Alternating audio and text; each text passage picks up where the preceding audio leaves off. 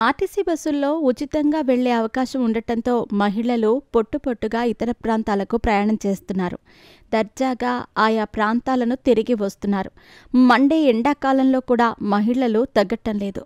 పైగా ఇతర ప్రాంతాలను చూసి రావటానికి ఇదే అదునుగా ప్రయాణం సాగిస్తున్నారు. ఫలితంగా బస్సులు కిటకిటలాడుతున్నాయి.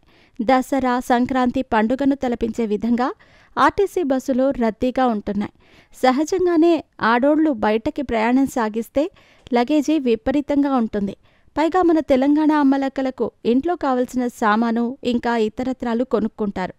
అలాంటప్పుడు లగేజీ కాస్త గట్టిగానే ఉంటుంది. ఇప్పుడు ఎట్లాగో ఫ్రీ ప్రయాణం కాబట్టి లగేజీ కూడా బస్సుల్లోనే వేయటం వల్ల బస్సులు మొత్తం ఫుల్ ప్యాక్ అయిపోతున్నాయి.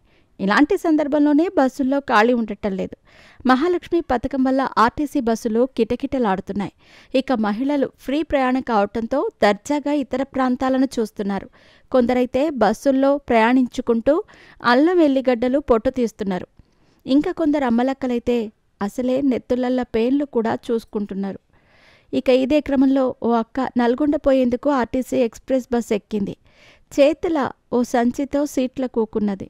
ఆమె పట్టుకున్న సంచిలా 3 బాటిళ్లున్నాయి. అందులో నిండుగా కల్లున్నది. అది మంచి వాసన కొడుతున్నది. ఆమె పక్కన కూకున్న కొంతమంది ఆడోళ్లకు ఆ వాసన నచ్చలేదు. ఇదే ముచ్చటను ఆడ కండక్టర్కు చెప్పిండ్రు. ఆమె ఎమ్మటే ఆ మహిళా ప్రయాణికురాల్ని కిందికి దించింది. కళ్ళు ఇందులో తీసుకపోతే నడవదు, చేతుల్లో కళ్ళు బాటిళ్లు పట్టుకుని బస్సులో పోతామంటే కుదరదు అంటూ ఆమెకు చెప్పి కిందికి దించింది. అది ఆ మహిళా ప్రయాణికురాలికి ఇబ్బందిగా అనిపించింది.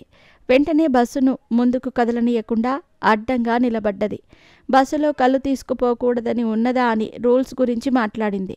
అక్క ఫోన్లో మాట్లాడుకుంటా ఎవరికో ఈ ముచ్చట చెప్పుకుంటా ఆడ కండక్టర్తో లడాయికి దిగింది. దీన్ని కొంతమంది ఫోన్లలో రికార్డు చేసి సోషల్ మీడియాకు ఎక్కించిండ్రు. ఇంకేముంది, దెబ్బకు సెన్సేషనల్ అయ్యింది. ఇంకా కొంతమంది నెటిజన్లైతే ఏకంగా సజ్జనార్ సార్ ట్వీట్ కొట్టిండ్రు.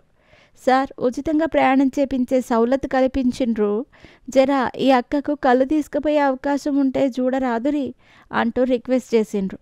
మొత్తానికి కాంగ్రెస్ ప్రభుత్వం మహిళలకు కల్పించిన ఉచిత బస్సు ప్రయాణం కళ్ళు పంచాయతీ దాకా వెళ్ళిందన్నమాట.